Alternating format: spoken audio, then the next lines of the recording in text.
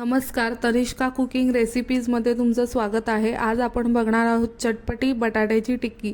ही टिक्की तुम्ही as a snack म्हणूनही खाऊ शकतात किंवा मुलांना टिफिनमध्येही देऊ शकतात। तर सर्वात आधी याच्यासाठी मी जे आहे 7 ते 8 बटाटे उकडून घेतलेले आहे।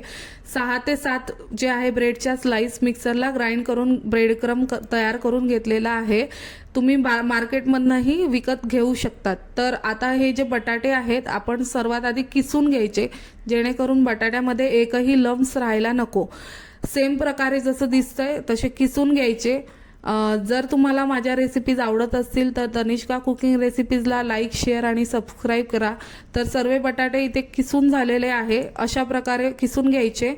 आणि जे ब्रेड क्रम आपण केलेला आहे तो ब्रेड क्रम जे आहे 3 ते 4 टेबलस्पून आपण याच्यामध्ये मिक्स करायचा, जेणेकरून जे आहे बाइंडिंग जे आहे छान होईल त्याची।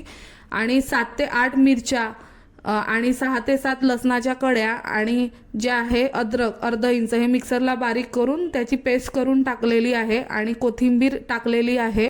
त्याचप्रमाणे आपण इथे सर्व मसाले घालणार आहोत। 1-1 टीस्पून सर्व मसाले घातलेले आहेत।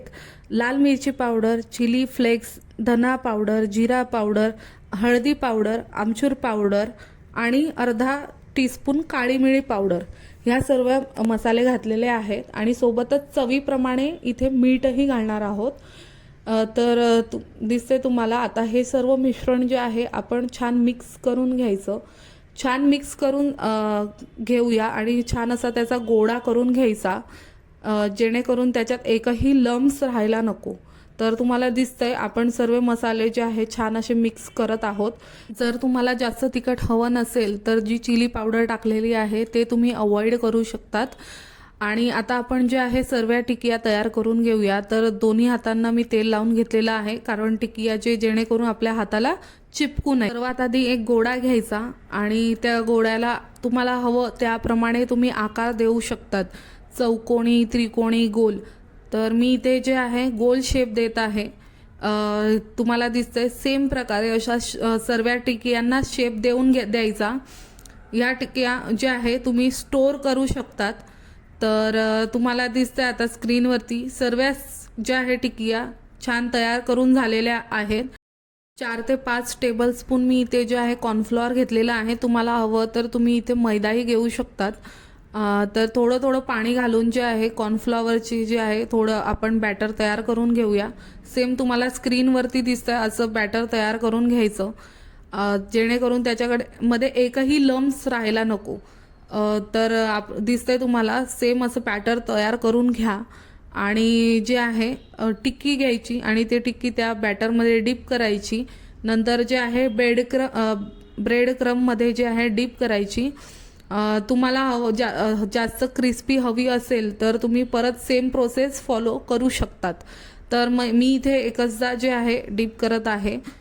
तर अशा प्रकारे आपण सर्व टिकिया जे आहे तयार करून घेऊया। ह्या टिकिया तुम्ही 10 ते 15 दिवस फ्रीजरमध्ये स्टोर करू शकतात। तर इथे मी जे आहे सर्व टिकिया तयार करून झालेल्या आहेत। आता ह्या सर्व ज्या टिकिया तुम्हाला दिसत आहेत ह्या टिकिया आपण अर्धा ते 1 तास जे आहे फ्रीजमध्ये सेट व्हायला ठेवूया। तर आता आपल्या ज्या टिकिया आहेत सेट झालेल्या आहेत। तर एक पॅन घ्यायचं, पॅनवरती 2 ते 3 टेबलस्पून तेल टाकायचं। तेल जे आहे छान तापू द्यायचं। तुम्हाला हवं तर तुम्ही जे आहे ह्या टिकिया जे आहे डीप फ्रायही करू शकतात, पण मी इथे शॅलो फ्राय करत आहे। तर आपलं तेल छान गरम झालेलं आहे।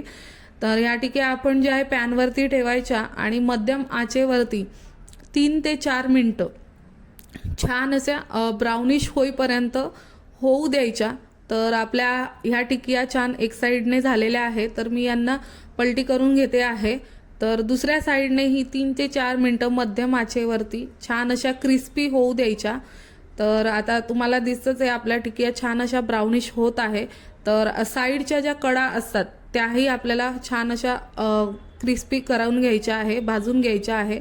म्हणून एक चिमट्याच्या साहाय्याने मी ह्या ज्या आहे सर्व बाजू ज्या आहे छान अशा भाजून घेत आहे, जेणेकरून कुठेही अशी कचवट टिकी राहायला नको। तर तुम्हाला दिसतंच आहे चिमट्याच्या साहाय्याने मी इथे जे आहे भाजून घेत आहे।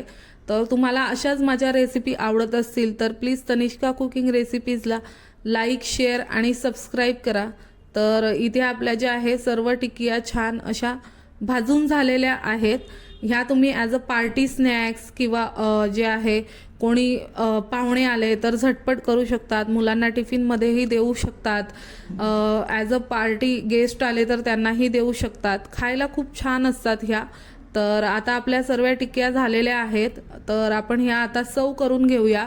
तर तुम्ही ह्या टिकिया केचप सोबत किंवा जे आहे धनिया चटणी, पुदिना चटणी किंवा मेयोनीज सोबत खाऊ शकतात। तर आपल्या ज्या आहे टिकिया तयार झालेल्या आहेत। तर तुम्हाला माझी रेसिपी आवडली असेल तर तनिष्का कुकिंग रेसिपीजला लाईक शेअर आणि सबस्क्राईब करा, जेणेकरून तुम्हाला अशा छान छान रेसिपीज बघायला मिळतील। धन्यवाद।